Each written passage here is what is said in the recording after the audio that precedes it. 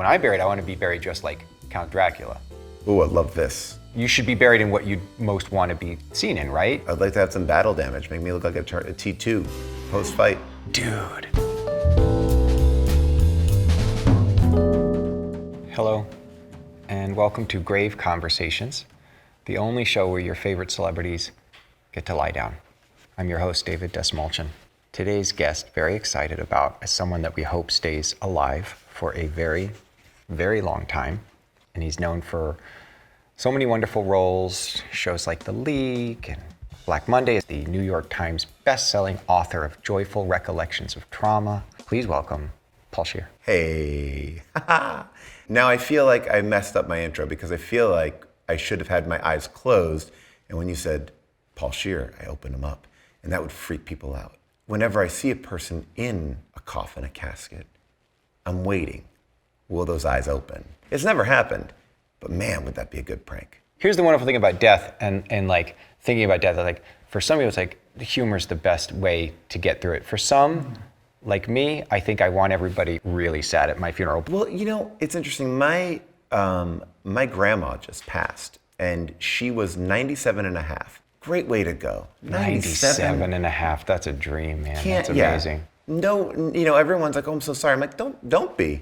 And it's funny because there are certain things when I talk about her that are just locked in amber. It's almost like I think of life like a vinyl album in a way, that there are these tracks that are just kind of burnt in.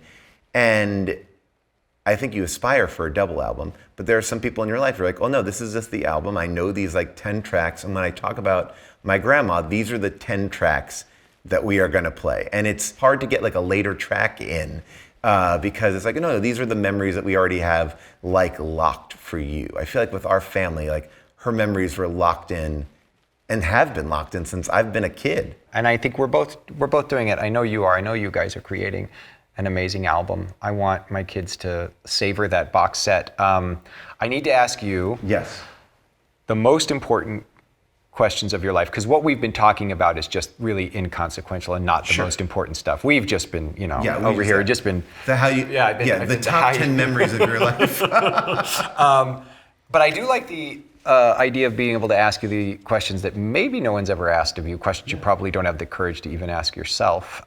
This is a segment that we call Questions You Need to Answer Before You Die, or Quintabit, as I hate to call it. I love that. Quintabit, yes. Would you rather fight a 300-pound bodybuilder or 300 pounds worth of Peruvian guinea pigs? Okay, I'm gonna take the Peruvian guinea pigs, and this is something I have thought about a lot. I have a whole Substack dedicated to this. Here's the thing. One hit from a bodybuilder, even if that bodybuilder is not a fighter, it's gonna hurt me. It's gonna take me down. 300 now, I understand. Like, oh, well, what do you want more? You want a pound of rocks or a pound of feathers? I know it's all a pound, but I like my chances more on the guinea pigs. Why do you think soft pretzels never really took off? They kind of hit a ceiling. I disagree with you to your core. I love a soft pretzel. Can I say something? Because I didn't write that question. Okay. And I disagree as well, but I felt like obligated to read it. But please give me your answer, because I agree with you. No, Yeah, I don't want any apologies. It's all right. A soft pretzel is one of the great pleasures in life. And when done well, they are the smell of a New York City pretzel vendor. I will eat those pretzels. I don't know how long they've been there. I'm sure rats have ran over them. I don't care. Give me a little bit of mustard. Give me a pretzel with that. I am in heaven. So, and when they're done right, I'm a big Clippers fan. Clipper Stadium, the Intuit Dome, they have a great pretzel. Oh.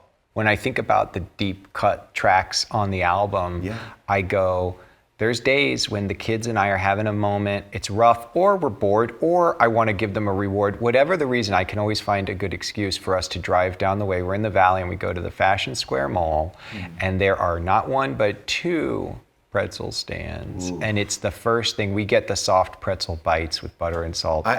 I literally was gonna say, have you tried the bites? Yeah, man. The bites are, If I had to collectively put in this room how many bags of those bites me and the two kids have gone through, you'd be ashamed of me. No, I want to embrace the bites. Here's what I'll say. I'll talk about it I'm no judgment-free zone. You said the right answer. I don't mess around with the cinnamons. I don't mess around with the other. I just want hot salt pretzel. Like that is what I want. It's just, I'm sorry, Bill, you've done so great with your questions, but I'm glad though. Thank you, Paul, Bill, thank you for your honesty. Yes. What we're dying to know, is there anything that you've released out into the world, anything you're working on right now, whatever that thing is that you're doing maybe creatively or otherwise that makes you feel really alive? You know, I love performing live. Whenever I'm getting on stage with people, I'm getting on stage with a group of people.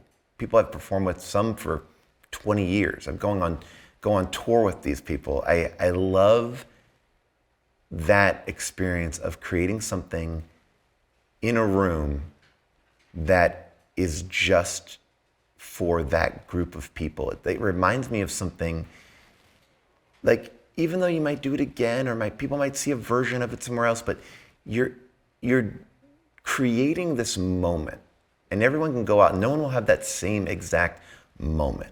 One of the best moments, when the Blair Witch Project came out, the Upright Citizens Brigade had this show called Casket, and it was an improvised show, and they'd bring out guests. And they brought out Heather Donahue, the star of Blair Witch, the snot coming out of her nose. She comes out on stage, and the collective shock in the audience. That she's alive. Yeah. It was unlike anything I've ever seen. And people were reaching out to her as if she was someone who had come back from the dead. I remember she had security with her because she was getting mobbed wherever she was going. And that moment, it wasn't captured, it wasn't anything. It was like, I was there that night that she was there. And it was like this oral tradition in a way. Like, I feel like it was such a fun thing to capture these things. No proof that it happened. The reason that we're here today is to normalize conversations about death and dying. And are you feeling comfortable in the casket? I am. Do you feel comfortable, willing to talk about like end of life, celebrations, funeral stuff? Let's do it. I feel sometimes envious of people who've always had a comfort with it or a surety with it, but that's okay, because the more I do talk about it, the more comfortable I get. And there's this segment that we call Death Wish. I love this. How would you like to die? I think that the best way to die is healthy, right? Like I think that there's something about watching people really suffer that makes me, I have very complex thoughts about it. Because I think about, are we keeping this person alive for them or for you? Right? Like the general you that is not right. And when you have to look at the quality of life. And I think that, like, ideally, let me go to sleep and never wake up. That would be beautiful. Or let's go for the other version of it. Just some sort of insane explosion, my whole entire family, we all go together. I think the hardest thing about death is the way that people think that they need to act. And like, look at weddings. Weddings are something that a lot of people go through. And do go through them. A lot of people go through these weddings. And people can do it in any which way that they want, right? They can have a Halloween themed wedding. They can have a wedding where 5 people are there. They can have a wedding where hundreds of people are there. They can do, crazy dances. They can have this person marry them, somebody else marry, right? And death often is very cookie cutter. One of the saddest things that ever happened to me was my grandparents died within 2 weeks of each other. I went up to Connecticut, where they were from, and I watched this funeral service, this church they went to every week. They were always there. They were in their community. It was a nice service, fine service. Then my grandma died, went back up there, same exact service. Nothing was different. Nothing was specific. Nothing was unique to it. And I feel like we were quiet. The body's up there. We gotta be quiet. Oh, what's going on? We're kneeling. Oh, I'm saying. It's like there's this performative thing that I feel like I love the idea of an Irish wake. I very rarely see an Irish wake. I don't see the celebratory Yeah. wake. And I feel like that's what it is. It's a celebration of life. It's a moment where we get to share memories, laugh, have a good time. Every death is different. And there's always going to be different ways to approach it. But I feel like we cookie cutter mourning too much.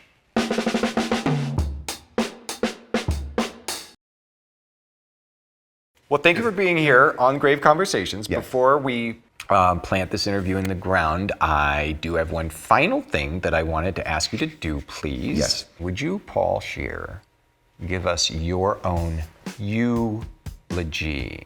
It's spelled out Y-O-U. I got it. I'll give you a cue. I'm going to say the word die, and when I do, you'll have 60 seconds. Okay. 3, 2, 1, die.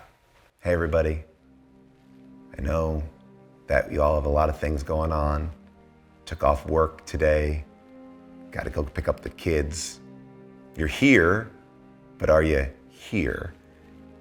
So I want to give you a second to just be here and look at where you are right now in your life. What are you doing? This is your chance. This is your moment to figure out what you can do better. Don't make it about this person in the coffin. Yeah, Paul, he was a great guy. He did some stuff. But what can you do? So what I want you to do today is do one thing good. Do one thing good. Make somebody's life better. So leave here today, and that's your gift. Go, get out there, and remember this guy, and then you'll talk about it. Take a mass card, put it in a drawer. You'll see it in 5 years, and you'll be like, oh yeah, that was interesting. Peace. That was beautiful. That was fucking beautiful. I love that. And it was unlike any eulogy I've ever gotten to hear before, so thank you. I love being here. I love getting to hang out with you. Thank you. I love talking to you lying down. I think we should do more of that. I fully endorse that. You are a beautiful soul. Thank you for sharing it with me today. Okay, and bye. Oh, look at this. All right, well, you know what? Bye-bye. I started off with my eyes open, so now I will shut it to give you that little link, and then this is, oh, there, oh yeah. Ah. Not that bad. Is there a Wi-Fi password? Just maybe like a cell phone service is a little tricky. Oh, I'm getting Minion Rush. Okay.